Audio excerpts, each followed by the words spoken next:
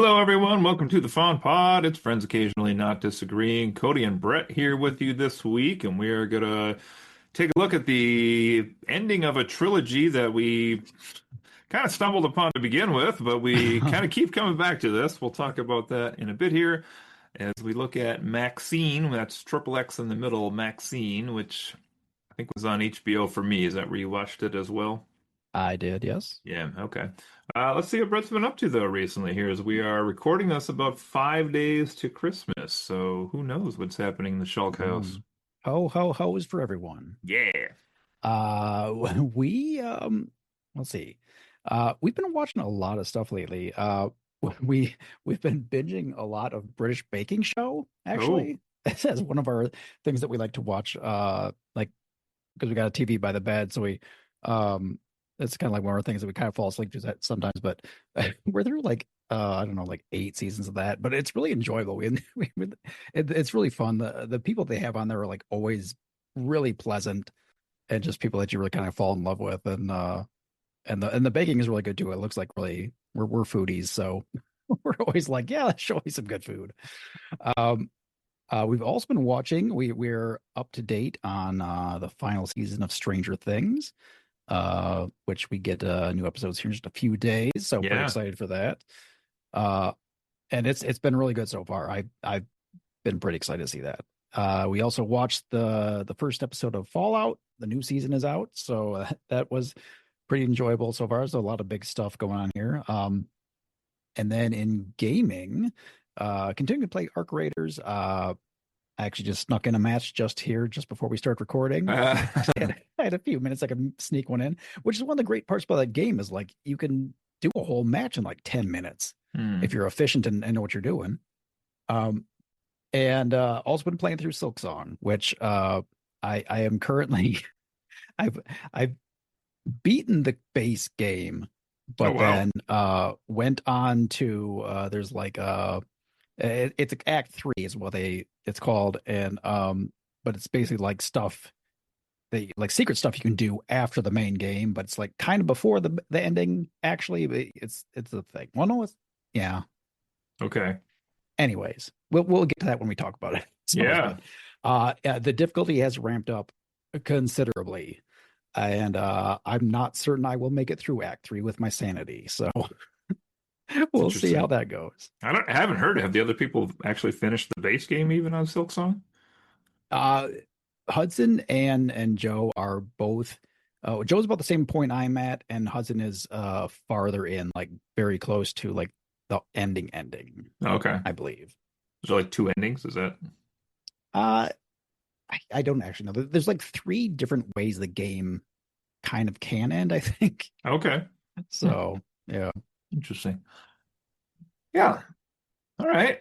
Let's see. Over here on my end, as I mentioned in our group chat, one of the most recent things we did was watch the first movie and a half of Avatar last night, and then this morning we got up and watched the last 2 hours of the second movie, and then we went to the theater to go watch the third movie today. So a lot of blue people Yes. in my life at the moment here, but short review, I would say part three. If you liked part one and part two, you'll probably like part three as well. I'm not an over big fan of the series, and this hit about the same notes for me. Like without getting too far into it, I think there's some of the most beautiful movies ever made, but it's the plot that just I'm like, I don't know. It's Native Americans. We get it. It's Native Americans. But anyway, um, but watching the new one, like in the theater again, like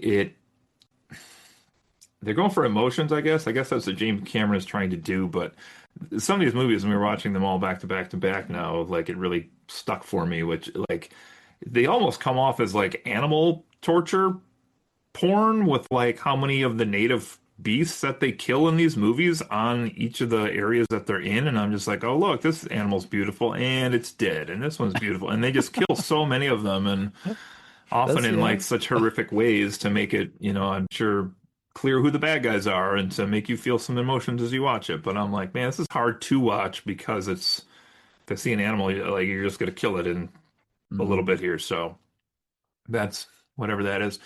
And then I guess I'll say for a quick second thing here, right before we got home from Avatar today, I had an escape room box that I had from last Christmas. Um, that I was going to play with my wife, and we never got around to it. And my kids were like, "Let's do something." And I've been bugging them to do something, so I was like, "Let's play that escape room." So we got it out and started the first envelope of the three big envelopes in the box, and it is pretty dense. It is pretty hard. It's like based on the Frankenstein novel or the lady who wrote Frankenstein, I guess more specifically. Oh, But interesting. yeah, there's like an astronomy packet, a poetry packet, and a music packet. And I let my kids pick because it said you could do them in any order, just combine them all at the end. And they're both like, let's do music. And I was like, great, the one thing I'm not going to be good at, let's do it. And so we spent maybe like an hour, hour and a half, I would say, downstairs, like sorting through musical scores and notes and finding scales and counting these things. And I was like, I don't know how to do any of this stuff. So they were teaching me a little bit of it, which was kind of cool, but we are not very far. We've solved one of the three puzzles within the first envelope so far. So, Hmm. yeah, so we'll see how that goes, but it's always fun to do those.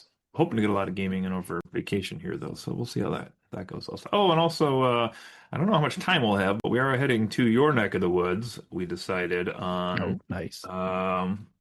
26th, we're going to head up. We have a house rented in town, and then we're gonna watch a wrestling pay-per-view on Saturday, I guess, on the 27th, and then head back on the 29th, I believe. So short trip, but we'll be up there Hmm. for a little bit. So we'll Okay, see how our schedules align, if at all. sure thing. Yeah, okay. Well, let's jump into this. We are here to check out Maxxxine. This is Maxxxine. Again, this is the third movie in Ty West's X trilogy. And I feel like we maybe started on this trilogy first, just like we needed a movie and this was out, and it was like we just, I mean, there was no big plan Yeah, of mine to ever watch X to begin with. right. It wasn't like a blockbuster or anything that we like had to watch Yeah. because people were expecting it. So anyway, we started with that, and then we also reviewed, that was an episode 112, if anybody wants to go back and check that one out. Then we went on to, I guess, out of curiosity, to check out the second movie in the series, Pearl, which is the prequel to X. That was in episode 128, so we did that relatively shortly after.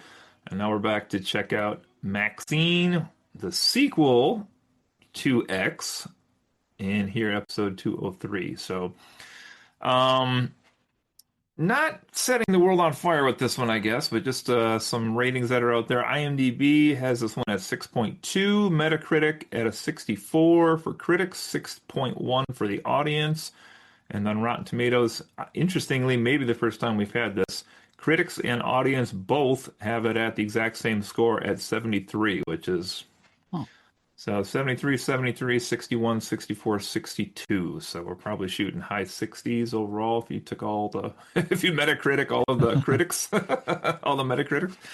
Um, but yeah, so essentially we had, part one, thinking back, that was more or less a porn film they were filming that turned into a horror film. And then the second one was kind of a bizarro horror film as well. A lot of death and killing in these movies. I know you and I have had some fun conversations about the death scenes in some of these other movies as well. yes. And this one has kind of some creative deaths as well, which I'm sure we'll talk about. But whether they're as fun or not, I'm not so sure. But we'll have to take a look at that. Okay, well, let's do the cast here quickly. So we have Mia Goth back again, whom we should point out is, I don't know if it's Ty West's, the director's wife, his girlfriend. I don't know what their relationship is specifically, but I remember us talking about how he just kept making movies with her because they were a thing. Right. I don't remember right exactly off the top of my head either, but This yeah. time she's playing Maxine Miller, who I gather is obviously the same character from X that she played in that movie. Even though she also played Pearl in that movie and then subsequently played Pearl as a younger version in the movie Pearl as well. So kind of a trippy trilogy of somebody playing two roles here. We have Elizabeth Debicki as Elizabeth Bender, a British film director working on the movie The Puritan 2.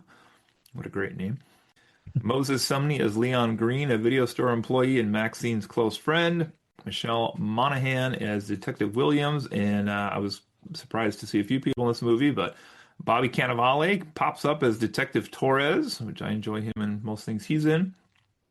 Singer Halsey as Tabby Martin, a porn star and Maxine's friend. Lily Collins as Molly Bennett, who was an actress who was the lead of the first Puritan film in the mythos here. Giancarlo Esposito, because we review everything that guy does. Everything is Teddy Knight, Esquire, agent for the adult film industry.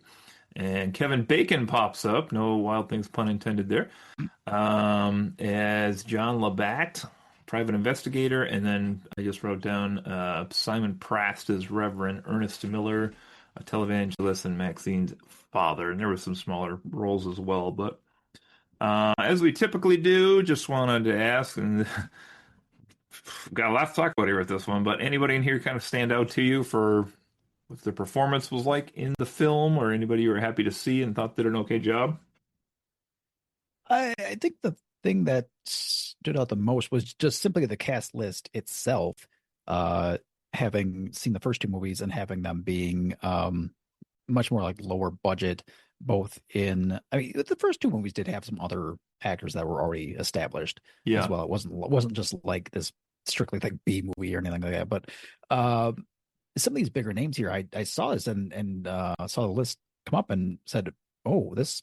I wonder like how this is going to change the movie. If it's going to be uh much more polished, or if it's going to be like more serious, or how that's going to affect things. Um, Overall, I honestly, I don't know that I would say there was anyone who really stood out like performance wise. Uh-huh. Um, like some of these, um, honestly, Kevin Bacon was probably one of the better ones because he had the character he played. He gave it a lot of like personality. Yeah. And there was like a lot of like energy coming from him. And some of these other characters, didn't have a lot to do. Even some of the big like the bigger name actors and actresses in this movie didn't have a lot of screen time. Yeah. So they just didn't have enough to like give a performance there really. Yeah, kind of one of those deals where you always wonder with these lower budget movies, like how did they convince some of these people to be in the film, or was is there like a connection there we don't know about, or bizarrely was one of was Giancarlo Esposito like, man, I loved that second movie so much that I had to get in Exactly. this third one. Yeah, which Uh, is crazy to think about because they made all three of these movies in like a 2.5 year span. Like, didn't yeah, they film the second one yeah, basically at the same time of the first one? yeah. If I recall, I think that they filmed X, and then I think we talked about they were stuck there for COVID when they were filming someplace, and so they're like, well, we got Right, extra time, let's just do Pearl and make up this right. backstory, and suddenly we have a Yeah. trilogy now. So Yeah, so it's not like these movies sat around and became like cult classics, and then other these big actors like said, "Hey, you know what? I'll come back for a third movie of that." yeah, yeah, it's interesting. I would agree with you. I think if anybody, Kevin Bacon probably stood up for me as well the most in this, and he's another one where I'm just like, I can't imagine the like his schedule probably has slowed down a little bit at this point in his career, but like I can't imagine he's so hard up that he's like, hey, a movie would be fun to be in, the third movie of that trilogy. Yeah, he's not in Nicolas Cage territory yet. Yeah, correct. Yeah, so yeah, him. Beyond that, I would agree with you. Just maybe tipping hands a bit here already as well to some things in this movie, but yeah, nobody else really stood. I did like Giancarlo Esposito, but he basically just again played Giancarlo Esposito in the film, so With hair. yeah, they probably didn't even give him like actual lines. They're just like go in there and do your own thing. That'll be good. So, all right. Well, we'll move on from there. Typically we go into kind of like a little plot summary or overview. This one I thought we'd do like kind of more of an extended plot because of a couple thoughts I have here. But before we get to that, I actually felt like to relay to the audience what this movie is really like, we kind of need to have a section before that, which combines maybe some of those elements we typically do after the plot, but I feel like we need to talk about the feel and the look of the film before we get into the plot because honestly, if I'm laying this out there, I feel like the strongest character in the movie is maybe the timepiece of the movie itself. Mm. Kind of a la Stranger Things, if Stranger Things was not as good as Stranger Things is. That's kind of where this is at. But we're in the mid 80s here. Los Angeles and Hollywood is kind of the place we're at, but they do this nice job of kind of like overlaying the movie time period with the real life time period of the Night Stalker who was killing people in the area at the time. And it kind of comes up as a plot point in a few points as well, which I thought was kind of cool because we're seeing these killings, which we'll talk about here in a bit. And there's always the sense out there that maybe they're connected to this real life serial killer that was pretty famous at the time. Um, so the history piece here is actually kind of a layer in this, and then on top of that, just like the way this looks again on film, we kind of get the real souped up 80s, lots of neon. This is a really dark film, and a lot of times we get the whole aspect of like the adult entertainment industry, whether that's like peep shows or filming places or video rentals. Hollywood itself is kind of there, so we get some hints at different pieces of Hollywood from the past, including some pretty famous settings and scenery, which we'll talk about, I'm sure, as we go into this as well. I was kind of quite surprised when they got to that one famous place. I was like, oh my God, what? Why is this in this movie of all things? Yeah. Some 80s music, a couple songs I think I knew, a couple songs I didn't know, but could tell they were 80s.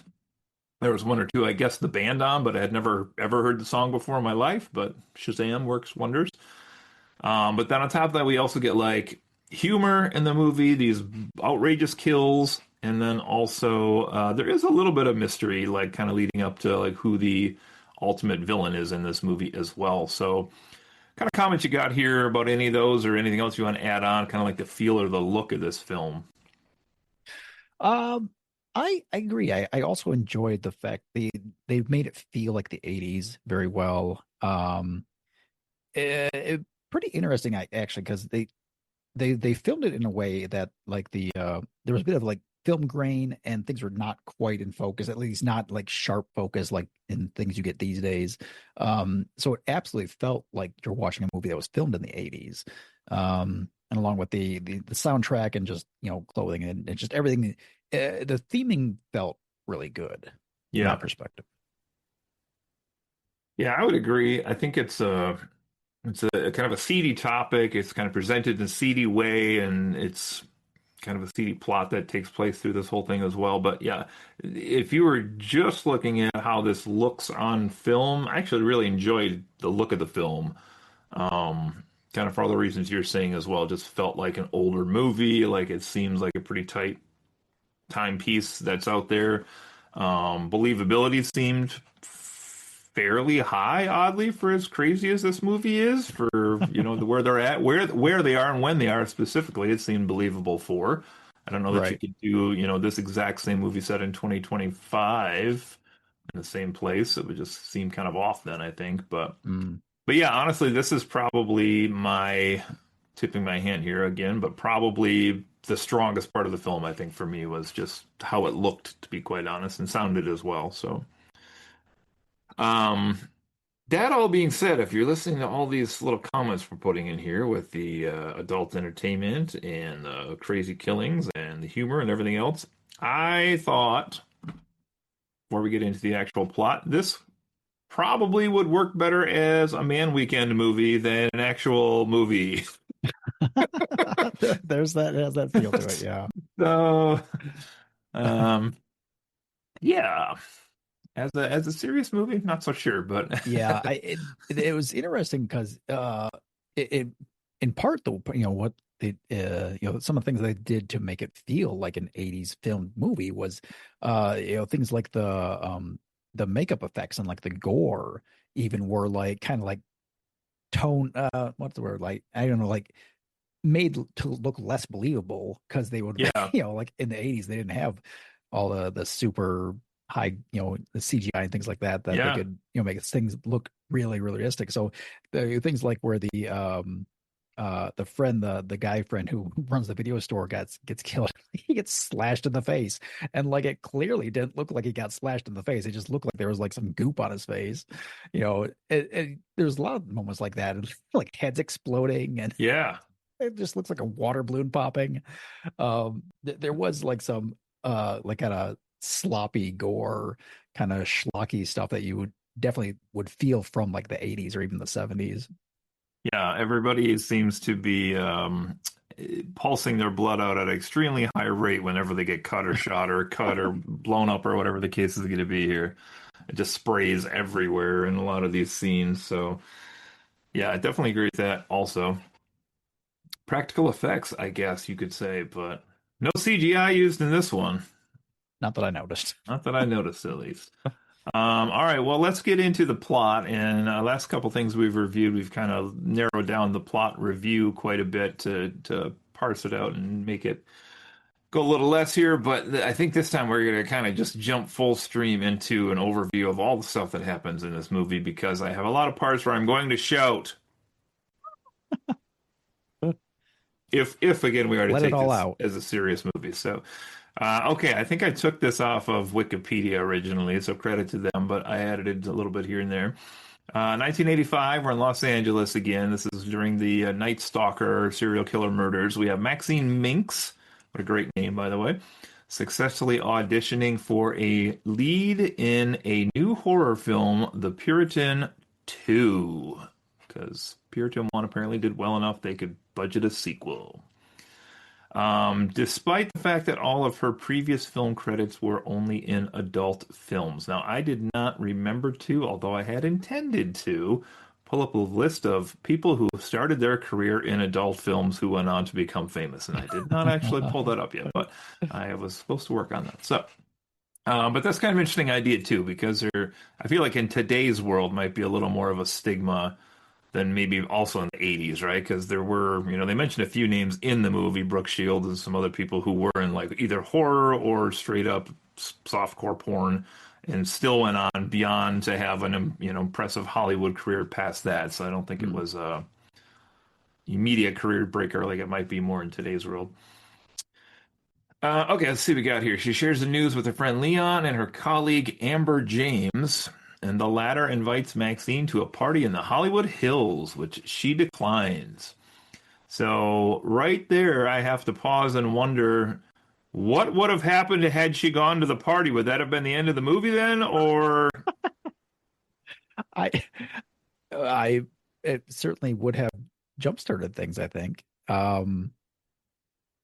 I guess that's maybe what the eventual antagonist was attempting to do, and like that first pitch was a swing and a miss or something. I'm not sure. Yeah, yep. Yep. It's going to be full spoilers on this one also, people. If you're watching this movie, go watch it now. Watch the other two and then come watch the third one and then come back to this. Meanwhile, Max is going to her second job where she works in a live peep show where a mysterious leather-clad figure watches her with anger. I believe this character like rips a 2x4 off below the windowsill or Yeah. something. Yeah, whatever that part was, he just tore it right off because he was so enraged. Which, begs the question when we find out who the person is. Why would you go watch that? There's questions. Yeah. It also begs the question that apparently we have determined 7 or 8 minutes into the movie that this character knows where she is, despite later saying he looked for her for 6 years. Good point. Yeah. So what exactly is the motivation here? It doesn't make you don't sense. see his face. It could have been a different character. That's true. It could have just been totally Theoretically. somebody else. Maybe that one actually was the Night Stalker who was there. Oh, Maybe that's the then twist. that plot point would actually tie into the rest of the movie then. See, that would have been a better ending to this film if they had shown like the Night Stalker with a leather glove on later in the movie. Like after the yes. credits, that would have been better. That would have been fun. I didn't watch the credits after, so hopefully there wasn't anything there. All right, well, after this, Maxine meets another adult entertainer, Tabby Martin, who, guess what, invites her to the same party that Amber mentioned. Maxine declines Bum, bum, again. Why? To bum. make sure the plot continues, because otherwise it would have been the end of the movie. Yeah, what I now I'm trying to remember what reason did she give for not going? don't know. She just like she's trying to study for her movie or something that she was trying I to get the role for or maybe it something. was. Yeah, maybe she was trying to study her lines. I think that's the second time. I think that's what I It was. seems weird, like, I don't know. She almost like appears to look down on the other entertainers for going to the party or something a little bit, even though like clearly your line of work is probably not the most savory here. But anyway. All right, well, then we actually get what I'm going to call one of the definite highlights of the entire movie. She walks home and is followed by a figure dressed as famous actor Buster Keaton, who corners her in an alleyway brandishing a switchblade.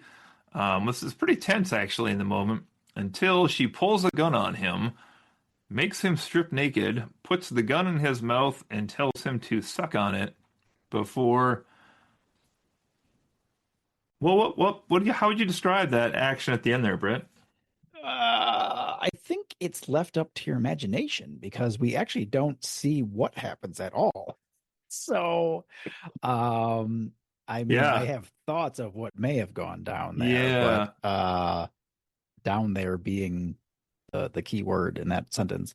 Um, but but that wasn't one of the main questions that I had in my notes here was what even happens to that guy? Because we don't see the end of that scene. We just she makes him strip naked and then lay down on the ground face down, and then that's the end of the scene. So so at this point she's holding a gun on him. She could have shot him. She could have just left him there in humiliation, or something a little crazier could have happened. I don't know. Well, I mean, we see her stomp on the guy, right? You saw that in Oh, the film. that's right. I That's the completely super forgot gruesome that. part. We get a close up of the guy's nuts, and she stomps on it with her high heel. I And then can't there's believe like crushed nuts or something. I can't believe I forgot that part. You're right. But you're right. We don't see the guy if he dies from it or not, or if he's alive. We don't see the guy again. So like it Yeah, was just a random, I yeah. guess, We just scene to show how see badass she his was. butt cheeks and a testicle, and that's the last we see of him. I mean, it is. It's a fun but super gruesome scene. Oh my God. It definitely got what the. That's really funny that I actually You forgot that blocked it part out. because it was one of the bigger reactions of the movie by far for Yeah, me. I was Yeah, like, rewind. What did I see? Um, absolutely. Okay, then we have a leather-clad figure leaving a police evidence VHS tape. I don't know if that's. Oh, it could be police evidence, I guess. I see why they're saying that. But anyway, she gets like basically somebody rings on her doorbell and drops off a video, and it is the film that Maxine and her friends were recording in the movie X. So we're kind of getting little tiebacks to the connection first. here. Yeah. From 6 years earlier. And this also made me ask the question of if he was at her door dropping off the tape, why didn't he just go in and grab her? I don't get the purpose of what this guy is trying to do with like the shadowy games and stuff that he's playing here. Like this all seems to lead to one place, and he has multiple attempts to do this, but he chooses not to. That's not. Yeah, it I don't logically it doesn't make any sense. I don't get it, but anyway. All right. Um, so this tape she drops off at her friend Leon, the video guy, the video clerk, to see where it came from. And I guess maybe he would because he works in a legit video store. But he came up with some like weird info about the video cassette type like right away. And he's like, well, this is Right. most people use Japanese and this is blah blah blah. Blah. Yeah, it's like a rare type of film type, When I and was so thinking he's like, like, there's no well, there's there's no way you few could figure people who that out. buy Come on. that. That's pretty whack attack. Okay, so then we go back to our two people that had gone to the party in the hills, where we find out they have been killed and their bodies have been brandished with satanic symbols on them. Um, because again, upcoming spoiler, that is exactly what the profession of the big bad would do, would brand them with satanic symbols. Yeah, yes, exactly. Good Lord. Um, yeah, honestly, yeah, it again just is another thing that just doesn't make sense. Because it really it should be the opposite. Like Yeah, you'd it think. should be a religious symbol that he would be using, not a satanic symbol. But yeah. Yeah, I don't. It's like I think maybe like part of his motivation is he's trying to like suck the Satanism out of them, but then you wouldn't use the symbol. I don't know. It's weird. I guess maybe it's like marking them as. Yeah, like a scarlet letter kind of Yeah, I thing. guess so. Yeah, maybe that's it. I guess, but I don't know. It just seemed a little weird. But wait, it gets worse, ladies and gentlemen. If you're still with us in this one. Maxine is next invited to meet a new character in the film, John Labatt. This is Kevin Bacon's character, a private investigator who informs her that her previous crimes will be revealed unless she meets with his employer. Now, keep in mind that his employer secretly here has already met her 3 times in this film, but now we have a new character whose job it is to get her to go meet his employer. She has to go to a specific address on Starlight Drive later that night or risk repercussions. So, Kevin Bacon's character, again, we said at the beginning, probably was the most interesting character, maybe the best performance, has zero meaning to be in this movie. His character serves no role in this movie whatsoever. The other guy's already been there multiple times. Ugh. Yeah, I mean it's obviously supposed to like from a viewer's perspective, it's supposed to up the tension because it's like, oh my gosh, there's something seedy, something serious going on here, and she's like in danger. Yeah. But it logically it really doesn't logic at all. So, when we reviewed Wake Up Dead Man last week, we said that they probably had maybe one or two too many characters in that film. And this is a film I think that would have benefited from one or two more characters because again, if there was even like other options of who could be behind this mystery or like who Kevin Bacon worked for or other things, there could have been more routes Hmm. they went with this. Um, there is one other character. I thought maybe Giancarlo Esposito might have been the one that was secretly behind everything for a little while. Okay. Because I was like, that's at least kind of interesting. Because also, again, when we see, and I'm going to vent about this later, but when we see who the person finally was in the black leather gloves, like it's not even a character we had seen in the movie. So the big reveal is like, hey, here's a new character Yeah. Yeah, that's ish. definitely something we'll talk about a Yeah. little while down here. Okay. All right, where are we at here? Let's see here. LAPD detectives Williams and Torres come to talk to Maxine about Tabby and Amber, but for some reason, I guess maybe she's trying to worry about her past. I'm not sure because she doesn't want to answer them and tell them anything about the girls, that she knew them or whatnot. Yeah, because I mean, she had received the videotape at this point, so she was kind of on alert because she didn't want, she had killed people. Yeah, What it was in self-defense, but she had killed people, so she was didn't want that to get found out and be in trouble with the law, so she didn't want to talk with the police. But um, this did like that just caused one thing here that really was a bad plot point for me and my wife and I both talked about this after we watched it, and it like she didn't have any reaction. She never had a moment of feeling guilty or even sad or anything about her friends who had just died. that's a good Like, point. because we get this scene where she's trying to play it cool because she doesn't want the police to know that this meant anything to her or that she's there's something else to look into. But we don't get a scene after that where she's like, oh my god, my friends are dead, and then like worrying about herself or anything. It's just like they meant nothing to her as far as this movie is concerned. That's a great point. We really don't see, and not to intentionally trash on the actress, but I don't know that we have seen a lot of range from this Mia Goth through these 3 movies as well. Probably fair.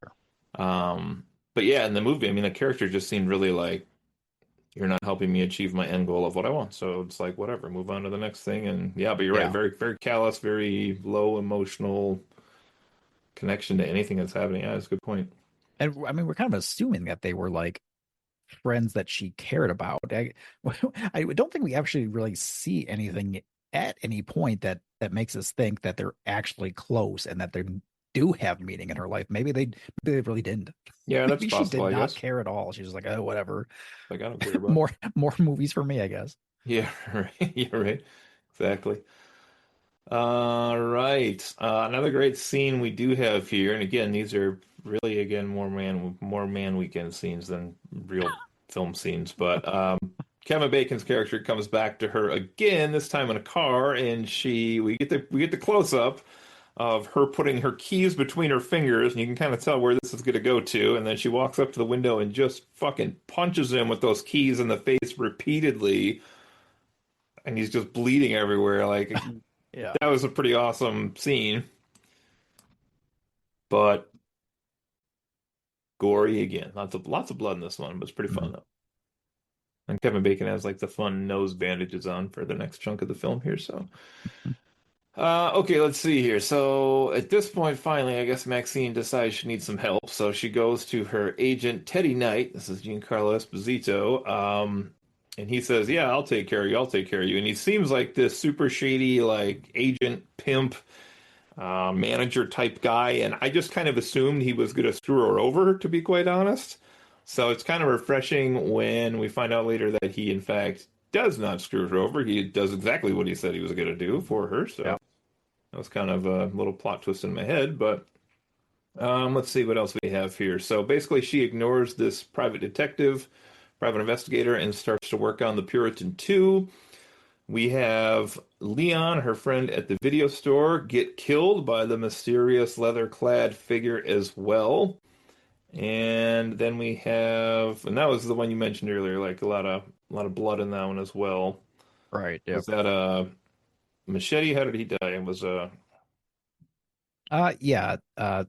Got sliced across the back of the neck and across the face with oh a yeah, knife and then stabbed at least a few times.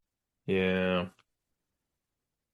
Let's see. Back on the set, Maxine talks to the star of the first film, Molly Bennett, who actually seemed like a pretty decent person.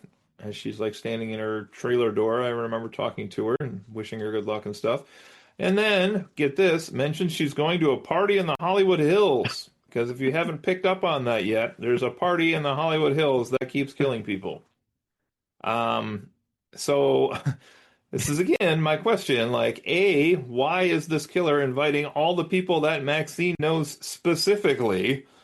Yes. And like, But not Maxine not Maxine, right? Yeah, directly. he's inviting all of them and only seemingly killing people that she knows. Like, that's not, does the killer think that they were part of the corruption of her, or I just realized if he invites Maxine directly right from the start, then he wouldn't have enough material for his project that he's working on. you're right, So actually. Okay. yeah, he's got to build things up too himself. So when the girls are inviting Maxine to come with them, essentially that They would have almost ruined the ruined whole it. thing. Yeah. Yeah, Oh, it's a yeah. wild card. Okay. Yeah, this is complex stuff, I guess. We are going deep into Ty West's mind right now. Okay, let's see what else we have here. Maxine chases, I'm sorry, is chased by Laval when they're in the Universal Studios lot, which I assume is where they're filming this Puritan 2 movie at. And then basically he chases her past the Psycho Motel and up into the Psycho That house, was which fun. was Yeah, awesome. Yeah, I was yeah. like, holy cow. At first I thought, I don't know, they filmed the movie, I'm sure they have everything set up, but when they like were down by the motel on the street and then they showed the house up in the distance, I was like, oh, that's cool. They managed to get like the Psycho house in the background. And then like for some reason when they actually like walked up onto the steps and she went in the house, I was like, wow, this is a way bigger budget than I thought it was. Like that they actually let this guy go into the house to do this thing. So unfortunately for Kevin Bacon, he's stopped by the normal Universal Studios lot security, and he has to. I just love. Oh goodness. But at least they didn't kill the random security guard, I guess. So there's that. Mm. All right, let's see what else we got here. Oh yeah, and then we get to the end of Kevin Bacon actually, where she basically gets her to have him chase her into like a what was it, like a car chase? Is that how this came about? Uh, I think it was a car chase, right? Or he wakes yeah. up on a car, either way. I can't remember how they get from I point A to don't point B remember on this exactly one. how they get to that scene. Yes. Yeah. Anyway, Kevin Bacon wakes up. He's handcuffed to the steering wheel, and he's in a junkyard. And as soon as he's handcuffed to the steering wheel, I was like, "Oh, I know where this is going, and it's gonna be great." Sure enough, he's on like a giant hydraulic presser that's gonna crush the car, and that was a pretty sweet scene, I would say. Yeah, he got juiced. Yeah, he did. He got the juice. The juice is loose. Juice is loose. Yeah. So anyway, he gets crushed, Bacon which grease. big.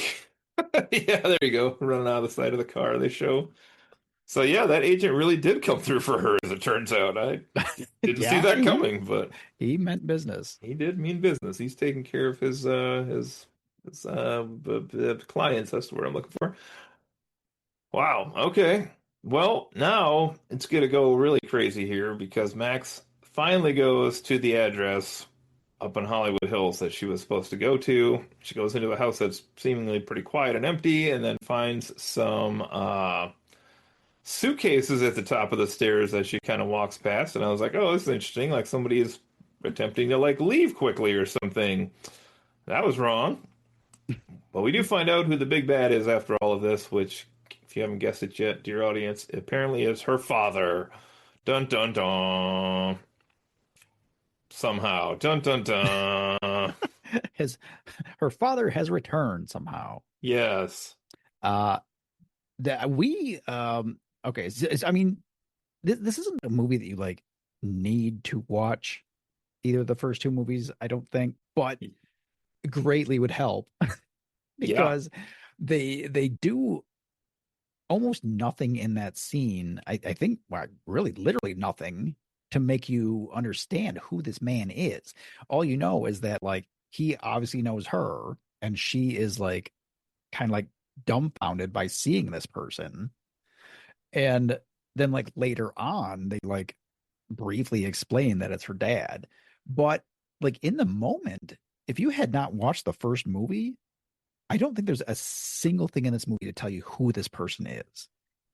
So you definitely wouldn't know who the character was, but they do give you at least that little tiny video of her as a young girl, like performing with her His dad. voice. Yeah, if you're paying Yeah, attention to the voice, you would notice that. there and that was weird because I think isn't that the I thought it was used twice. Is it the actual opening to the movie? I thought it was, and then they went into like 1985 Los Angeles or something right after that. That sounds right. Yeah. And then as she walks into this room at the top of the stairs by the suitcases, she kind of pushes the doors open and that same film is playing, which again, I guess means he was standing there with the He remote waiting just to hit sits there play. watching it. Yeah.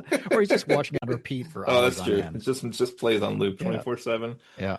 But other than that, yeah, you're absolutely right. There's no way we would know who this is or what their motivation would be or their relationship or any of this other stuff. But essentially, her dad is a televangelist who I guess is deeply ashamed of her and feels like she's been corrupted by these other world forces out there, such as the adult film industry and Hollywood and all these other things. Um, I just realized right now, apparently her dad's name is Ernest Miller, so it must be the cat, Ernest the Cat Miller from WCW. That's right. Yes, exactly what you said though. Here I have my screaming voice again, but just what an unsatisfying reveal this was in the movie. I was so disappointed. Uh, I I didn't hate that it was her father, but it was done so sloppily that it was unsatisfying for that regard. Um, it does throw you for a loop because it, they don't it's not explicitly explained in this moment, but essentially, you know, like we've been having this backstory of the Night Stalker thing in the back, and then you're thinking, oh well, these women are dying because of the Night Stalker. right? Yeah. Because that's why they're talking about it. And then it turns out that it's her dad that's doing it, and the Night Stalker is just like a red herring. Yeah. So the fact that there was like a twist there to where it was, it's something different from what you thought was going on. I appreciated that at least. Yeah, I guess I could see that. I don't know. I felt like the Night Stalker thing seemed just like it was background, but never was actually going to be part of the plot. But I guess it could have been part of the plot. I don't know. I think maybe. See, I think even if they had the two bodies show up like without the satanic symbols on them, like that would even add more believability that it was, or if it hadn't been Mm, at like a house in the Hollywood Hills, because that's not really where, I think smart, from what I remember at least, I think wasn't this guy just like picking up random women, random places and then yeah, killing them. yeah, I think so. But anyway, so apparently he is trying to. He does say briefly here as we get into these last couple scenes that he was trying to save her, um, not seems like not kill her at least. So I don't know what that Yeah. process was going to look like, but essentially she wakes up and I don't remember, did he like knock her out or something? I don't remember how she. He strangles her with a plastic bag, Oh, that's right. That's to right. which And to she which also. she couldn't have the forethought to like poke a hole in the bag for her mouth I was thinking the same thing. because her hands were free. Which was, yes, funny because I feel like I've seen this in a couple other places recently, the bag over the head thing, and I'm thinking like, pop, and I'm okay again now. Yeah.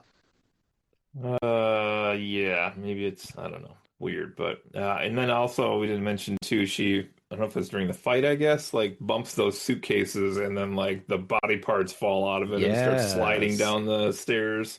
Which was fun from the gory perspective, but Yeah. why did he chop up the bodies? And Why? which body? Well, I guess it was the third girl. Yeah, it was the girl from Puritan 1, I guess, but Yeah, why was because she the chopped up? head rolls out and she's making the same Yeah. face that she did the last time that Maxine saw her. Yes. Yeah, I don't know. So why is I don't know, what's the motivation? Why did he chop that one apart versus the other two? He put the Right. branding on and Yeah. yeah, okay. Yeah, anyway, so apparently he's trying to save her. Sure didn't look like it, but that's what it says here. So suddenly out of nowhere, we get Detective Torres and Williams as they are jumping in to take on all of these religious fundamentalists that are around filming the movie, and like it was kind of awkward like doing the sound for the movie and the lighting for the movie, and like it's all these people in like white, is as white robed without the KKK as you could possibly be, standing around this lady tied to a tree while her dad is threatening to brand her with a satanic symbol. So quite a scene.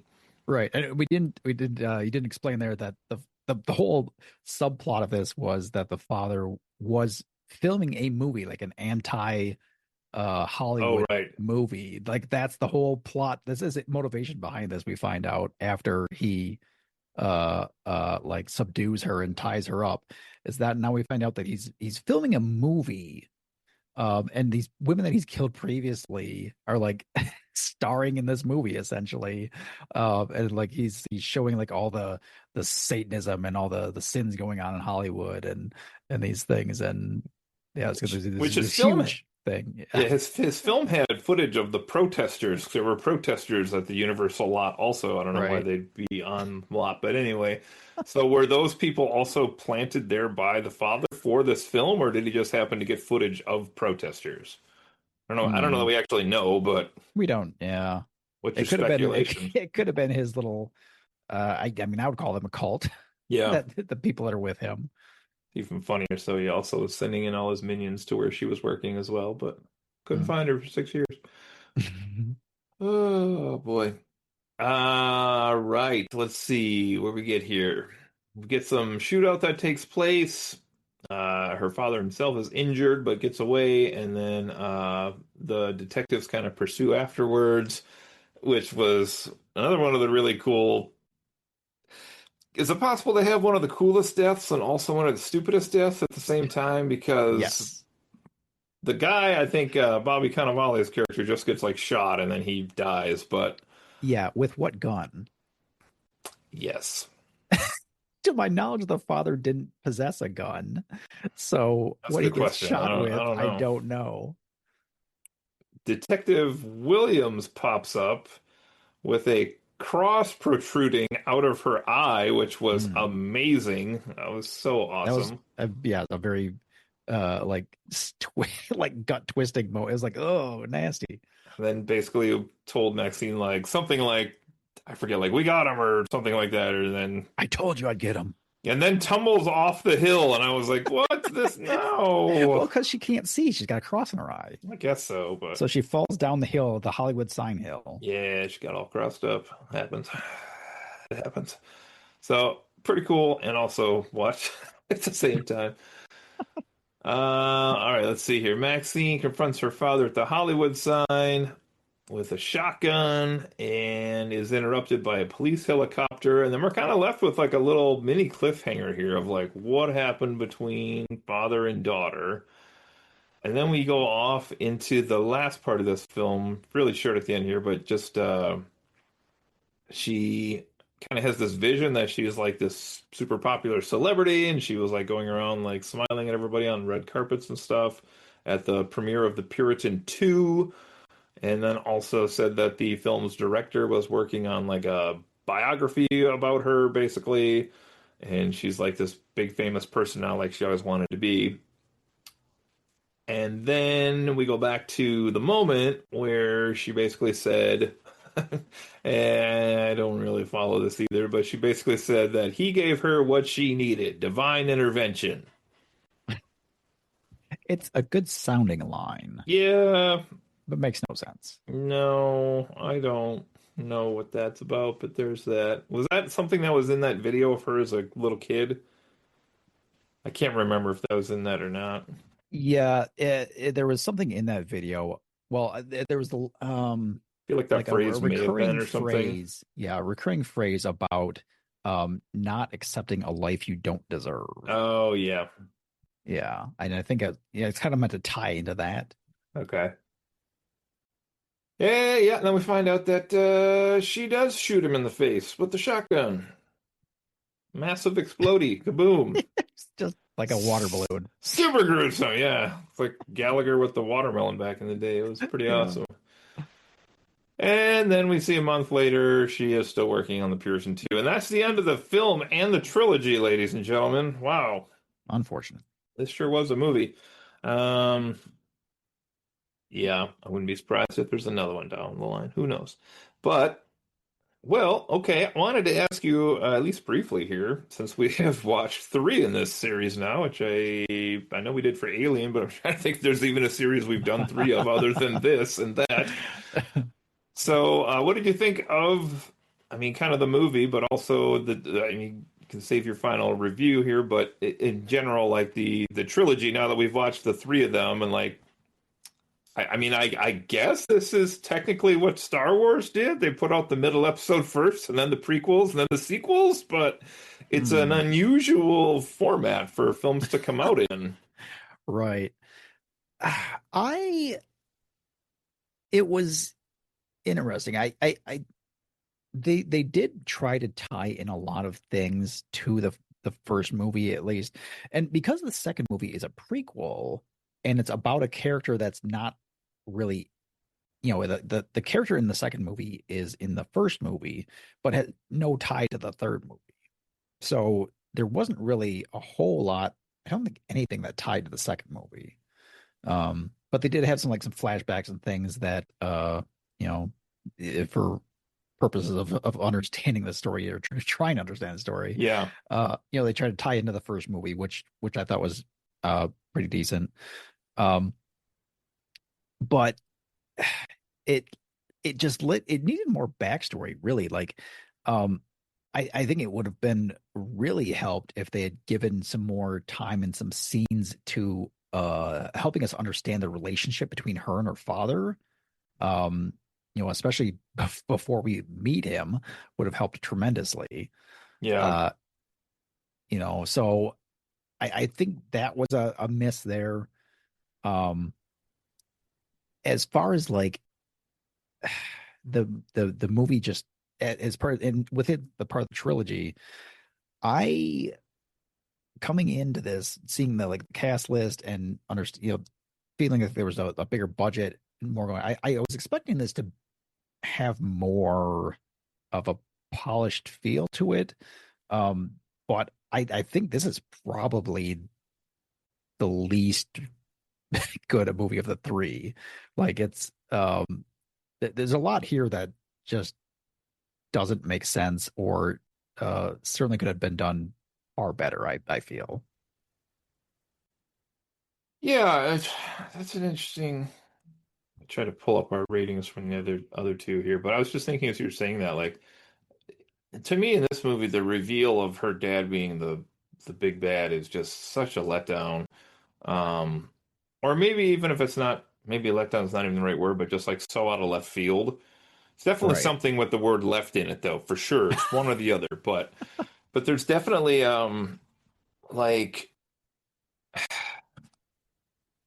I feel like what if they had shown the dad like in this movie, even like looking for her or something. But like if they had showed the dad as a character, but without the leather gloves, like then at least you'd have been like, okay, maybe like these are two different people. Like it still would have been somewhat of Right. a mystery.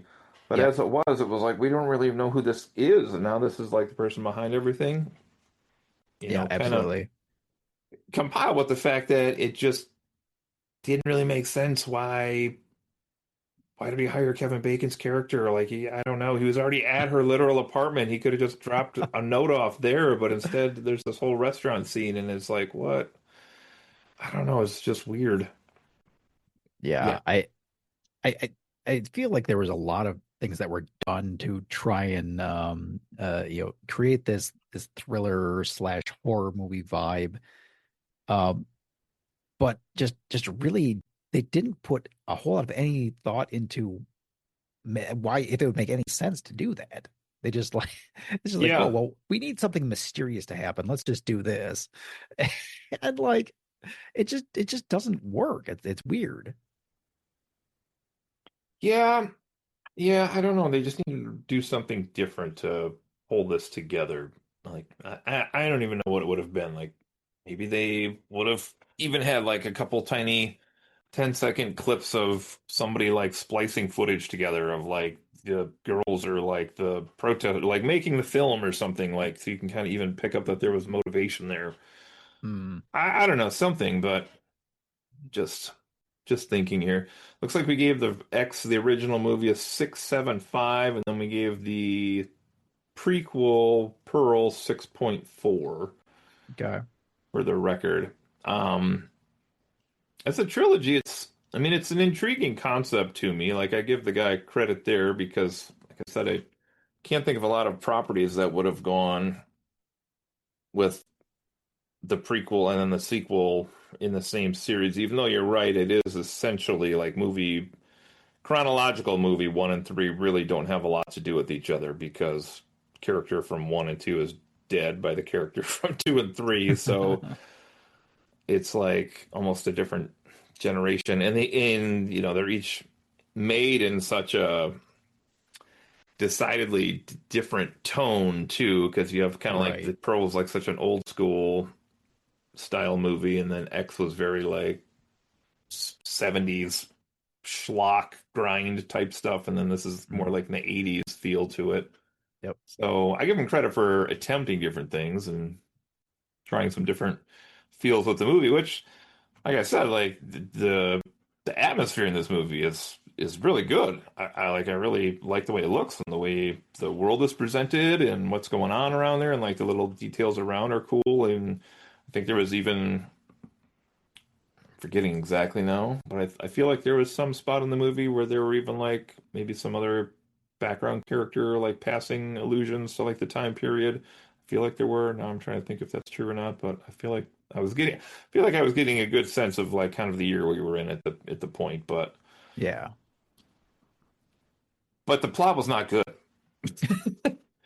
The plot was not good, and the plot was, as you're saying, like so not good that the featured actors who were notable didn't have enough to do with their characters to really give a riveting performance.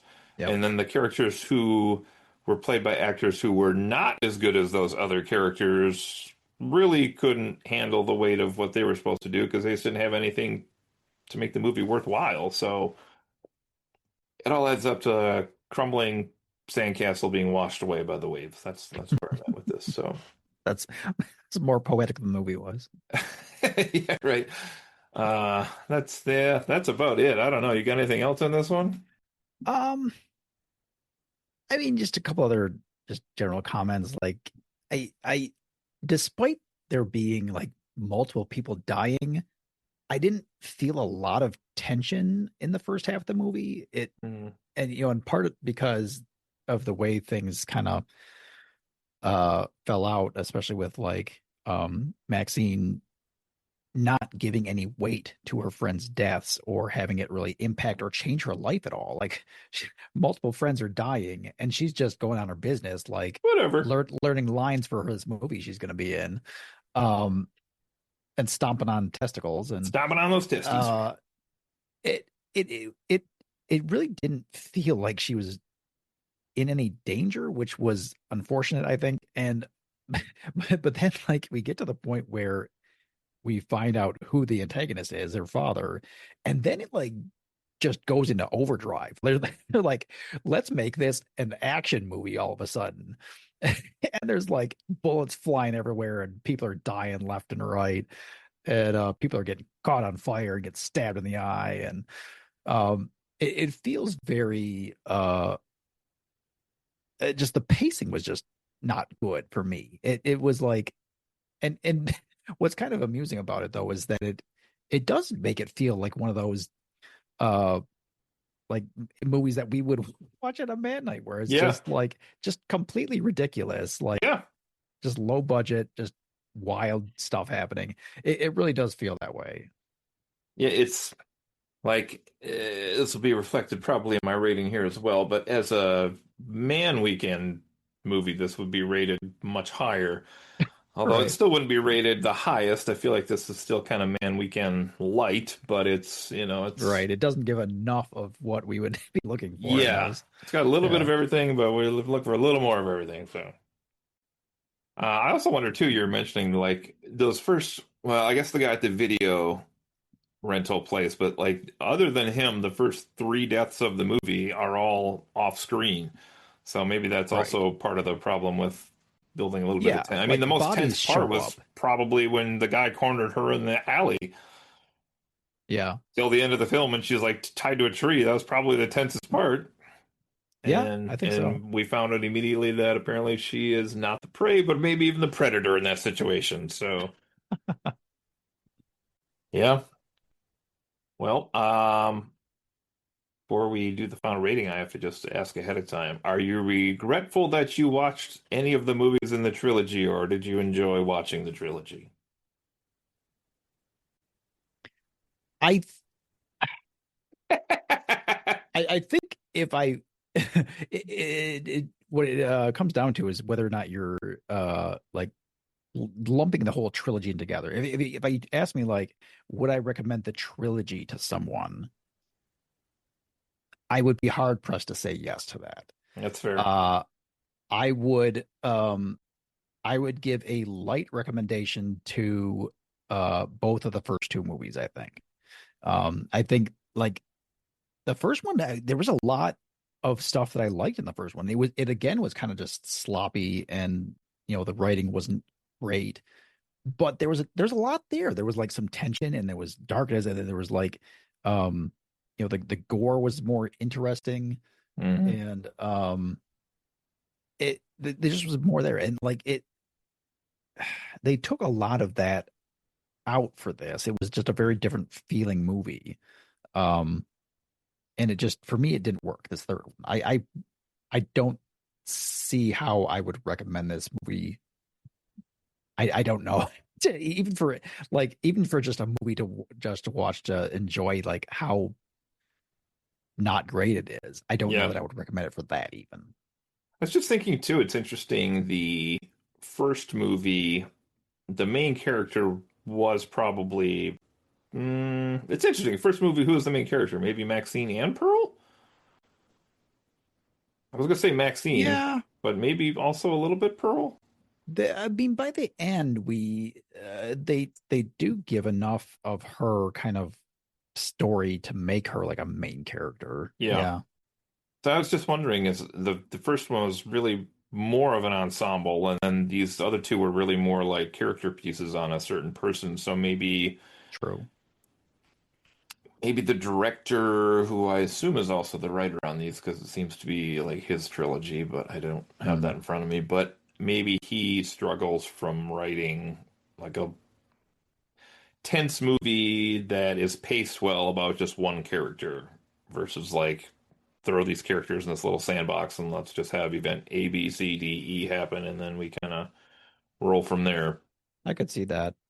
Yeah, I Which, mean, with Maxine being like, um, the real kind of star by the end, I think it to kind of have everything kind of like funnel down to her makes sense. Like that was the plan the whole time. Is we constantly getting this where this attitude from her where she's trying to become this huge movie star and like she's confident that she has what it takes and she's like always telling people like I'm going to be a star yeah, and but the the movie put around this character um it doesn't do enough to make her feel like this force within the movie. Like I don't know how to feel. Like she's kind of a badass, but like also isn't doing enough of those things to make you really feel like right. she's like a semi actiony kind of person.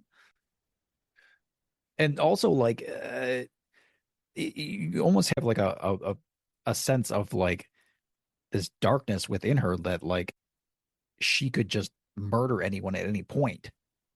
But like she's not really that either. Like she's trying to be like a stand-up person. I mean, doing pornography as a career, but Yeah. not trying to be like a horrible person. But like there's also kind of like they're trying to play like a sense of that she's like capable of murder at any point. It feels like. Yeah, I was just, see, I keep thinking of all these other ways they could have taken this movie. Like, if they had, but they couldn't have, but if they could have finished this movie with her almost becoming a character exactly like Pearl was, which I mean that's essentially Right. what you're describing. Like Like so they coming could just back kill her, yeah, around. like she became the Yeah. lady she was, This whatever. mirroring thing. But then again, as like a standalone movie, you can't end the movie that way because somebody who hasn't seen that movie would be like, "What the hell's wrong with this lady?" Now she's like this Yeah. person who's just going to kill people. Like, Right. You'd have to have a lot more in there to tie it to the second movie then. so I don't know. I don't know. I'm not sure how many people watch this, and I'm not sure how many people watch the trilogy versus just one. I mean, it's I guess that's part of the problem with the time jump between the characters as well as it's hard to maintain a relatively straight and concise timeline for viewers to follow along with and go from there, I Yeah. guess. Yep. But that's what it was. So anyway, let's see. Anything else you got over there? I don't think so. Okay, well, I'll go first and let you have the final say here today. Yeah, I don't know if I'm gonna say much more at the end of all this, just thinking about why this didn't work and how parts of it could really be so fun to watch for different reasons, but the movie itself around those fun moments was garbage. Um, so I think if we had watched this at a random man weekend, it would have been a decent man weekend movie. But as it is for like an actual Hollywood movie to watch and review here in the podcast, I'm gonna go, I think about a 4.8 on this one. It's gonna be my score. Okay.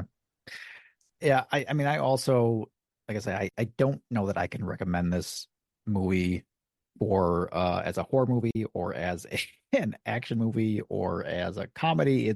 It there's like not really I don't know where this fits. Uh but it they're just the writing isn't great. The plot just falls apart every other scene, and the there isn't enough character. The acting for the characters isn't enough to make you like love characters to like watch it just for them either. I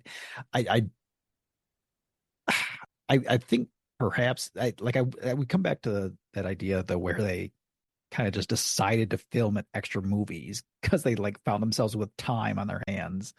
And I wonder if a lot of what happened with this movie is because of that, because they were just like sitting around, they're just like throwing stuff out and like, yeah, okay, yeah, we can film that and make this movie. And like they didn't take enough time. Again, like I say, they put out three movies in like 2.5 years. I think the first one came out in 22, and this one came out in at the end of 24 or Okay. something like that. It's like within 3 years they had three movies out. So, um, yeah, I think they just didn't put enough time into this to make it a quality movie. Uh, but all that said, I think I would land. Gosh, it's pretty bad. I I man, if I'm not going to give this movie a low score, I don't even know what would count as a low score movie. I'm going to go with 2.5. I'm Whoa. I'm really going to tank this one. Wow, okay. That's awesome.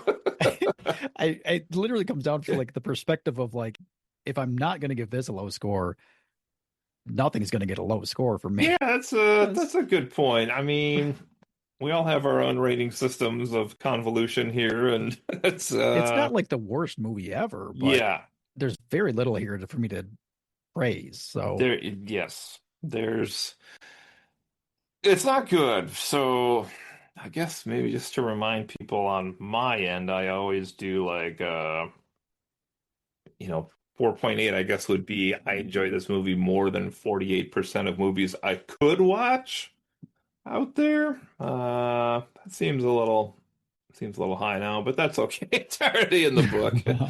Maybe it should have been a little closer to 4, but it's all right. I mean, it Yeah, has moments where like I had big yes, reactions. that's the Like fun part. yeah, there's parts that I laughed at, whether because it was genuinely funny or because it was just absurd or over the top, and like I enjoyed those parts, but um to look at them as a whole, it just doesn't come together. Well, this is being recorded on December 20th, and we have a very late entry into possible Fondy Awards here for worst reviewed property of the year. So we'll see how that plays out. But 3.65, that's pretty bad. I mean, that's I honestly, because we went over the like critic oof, scores at the beginning, I honestly can't see how so many of them are up that high. actually Like legit. that's staggering. I don't understand it. I'm giving it like 4.0 for the set piece of the time period and the deaths. And then point 0.8 for the rest of the movie. That's where I'm at with that. So, Yeah, there you go. wow. Okay. Well, that's that. Let's see. We got coming up here next week. I don't know. I don't know if we're gonna have a live show next week or not here. It sounds like we might have some scheduling issues, but if not, we'll Hmm. do a little holiday rerun or something on there. But I know we have a lot of good stuff coming up here. We have our annual award show, the Fondies, coming up here soon. I think somewhere in here, some of the hosts are going to get to Silk Song, maybe, if it's not too late for that. Hmm. Stranger Things, once that wraps up here in a few weeks, that'll be one. Follow season 2 coming up. Dispatch, I know some people are playing out there. The Devil's Plan season 2, some of us are watching out there. Wonder Man, I believe, starts on Disney Plus. New Marvel show, I think, starts in January. And then Brett and I, at least, will be reviewing some of the Grammy possibilities coming up here, including everyone's favorite rock band, Haim. Yep. Okay. Nominated for Best Rock Album.